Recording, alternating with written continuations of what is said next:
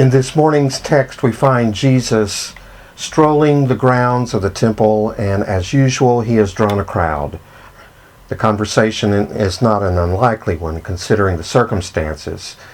It's the Feast of Dedication, known to many of us as Hanukkah, which commemorated the rededication of the Jewish temple about 1.5 centuries earlier, after it had been desecrated by Antiochus IV, when he erected inside the temple an image of Zeus.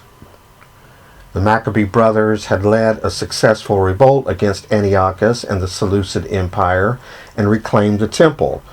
And now the people of Israel were looking for another hero, another Messiah, to free them from the oppressive hands of the Roman Empire. And so the crowd of people is urging Jesus to speak plainly as to whether or not he is that Messiah. Is he the one who they have been waiting for? And this morning's reading is his response to their question. But I want to focus on just a portion of that response, the final words in which he said, "God and I are one." It's easy for us to say, well, of course Jesus and God are one. After all, Jesus is the second person of the Holy Trinity. Jesus was both human and divine. But I don't think Jesus was talking about his nature so much as he was talking about his relationship with God. And if indeed we are all children of God and joint heirs with Christ, as the Apostle Paul said, then we too have the ability to be one with God, just like Jesus was. Becoming one with our source of being is the goal of all the world's great religions, including our own. When we become one with God, it's then and only then that we know true contentment, true peace, and true happiness. And we stop looking for our happiness in everything outside of us, as we have learned. It's the good goal of good and healthy religion to help us rewire our belief system so that we understand that true happiness comes from within, wherein God dwells. Peace and joy comes from inside us, not from outside. But that's not how we have been programmed, is it? Studies show that by the age of 4 or 5, we have already received our programming for happiness.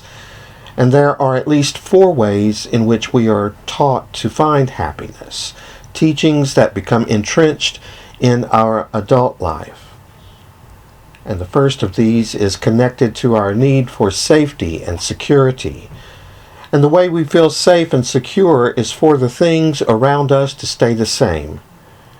Toddlers develop a sense of security as they become aware of the routines of daily life. Meals occur at certain times of the day. Sleep takes place each and every evening, and parents can be depended on to respond to everyday needs with love and affection.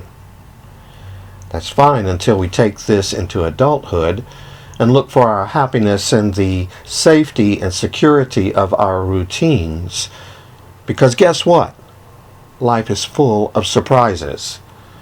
If our happiness depends on the status quo, we're going to go through life as unhappy people. We'll object when the pastor changes the order of worship and complain when new music is introduced. We will remain entrenched in our old ways of thinking about God and see no reason to stretch ourselves or explore unfamiliar theology. We'll cocoon ourselves within our clique of friends and never seek out new ones. We like things the way they are, and we would be happy if they stayed that way. But they never do. And so we're locked into an ongoing and futile attempt to constantly rearrange the pieces of life to assure our security and ensure our happiness. The second program for happiness, which we learn at an early age, stems from our need for affection and esteem and approval and validation. It's important to receive affection and approval from our parental figures. This sort of validation provides a good foundation for us later in life. It feeds our ego. But if we only receive praise and approval in our developing years, then we may come to always expect it in our adult life. In fact, it becomes the source for our happiness. It's something that I struggle with, but I bet I'm not the only one. I want everyone to like me. I want you to say good things about me. And when you don't, I'm unhappy. Taken to the extreme, my happiness then is dependent upon what you think of me. If you don't thank me for what I have done, I am hurt. If you don't praise me for what I thought was an eloquently delivered sermon, I pout. If you don't gather around every idea that I put forth, I am unhappy. I am looking for happiness from outside myself instead of from within. The third way I might be programmed for happiness comes from my need for power and control. Now, this most often comes from families in which control was taken from us or not given to us. When a parent or guardian is excessively controlling, then the family members are not.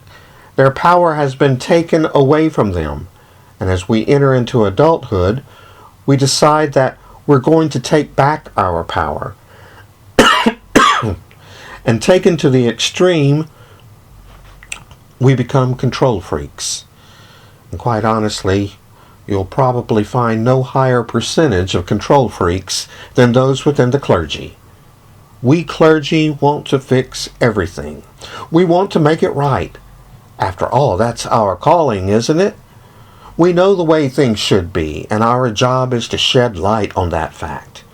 We know the source of your problems. And if you would only listen to what we tell you, then you would be happier. And so would we. But maybe clergy aren't the only ones who are afflicted with control issues. Maybe there are a few of you out there who have your own control issues. Maybe you also try over and over and over to control a situation in a futile effort to find your happiness. Maybe you are struck with the insane idea that if everyone would just listen to you, then the world would be a better place to live in, and you would finally be happy. So we are programmed for happiness with our need for safety and security. We are programmed for happiness with our need for affection and approval. We are programmed for happiness with our need for power and control. And the fourth way we are programmed for happiness is when our ego identity comes from our tribal identity. As a young infant, it's important for our ego to be associated with a loving family. That ego is supported and undergirded, and the youth develops a healthy sense of belonging. But as we grow into adulthood and associate ourselves with other tribes, we mistakenly believe that our happiness is found in those groups. We think we cannot be happy unless we identify with others who share the same sexual orientation, or religion, or politics, or gender, or race. We no longer think on our own, but simply regurgitate what our group or tribe thinks. Take away the tribe in the tribe with which we associate ourselves, and we're unhappy. In each of these programs for our own happiness, we are looking for our peace and joy outside of ourselves. But Jesus teaches us to look within. That's where the dominion of heaven is. That's where God is. God isn't out there. God is within. So how do we access that ground of our being? How do we become one with God, as Jesus said in this morning's text? Well, it won't happen with willpower. And we won't achieve it by reading books about it. Father Anthony DeMello told the story about an explorer who returned to his people who were eager to know about the Amazon. But how could he ever put into words the feelings that flooded his heart when He saw exotic flowers and heard the night sounds of the forests. When he sensed the danger of wild beasts or paddled his canoe over treacherous rapids, he said, "Go and find out for yourselves." And so, to guide them, he drew a map of the river. Well, they pounced upon the map. They framed it in their town hall. They made copies of it for themselves. And all who had a copy considered themselves experts on the river. For did they not know its every turn and bend, how broad it was and how deep, where the rapids and falls were? Of course they didn't. But we also have to move away from our heads and start practicing. That's what happens when we spend time in silence and stop listening to the obsessive, repetitive chatter that goes on in our heads. Insane chatter that tries to convince us that our happiness will come from outside of us. That's why I'll be going to the silent retreat this Saturday. That's why I try to set aside time each day in silence and practice not thinking. I never quite managed to achieve my goal, but that's not the point. The point is turning from the chatter inside my head to the God who is within. I am rewiring myself for happiness. Whereas my conditioning tries to tell me that my happiness will only come from the safety and security of outside circumstances, from the approval and esteem of others, from my power and control over a situation, and from my identity and alignment with a group or institution. When I recognize this is what's happening in my head, then I become more skilled at turning away from it and turning instead to God for my happiness. When I can do those things, then I can say, as Jesus did, I and God are one. Ralph Trine says, God dwells in us, but our divine nature has to be actualized, awakened. That's the work of the human journey and the work of our spiritual practices. Jesus said, "My sheep hear my voice." And we are only able to become one with God when we hear the voice of God instead of the competing voices of our culture.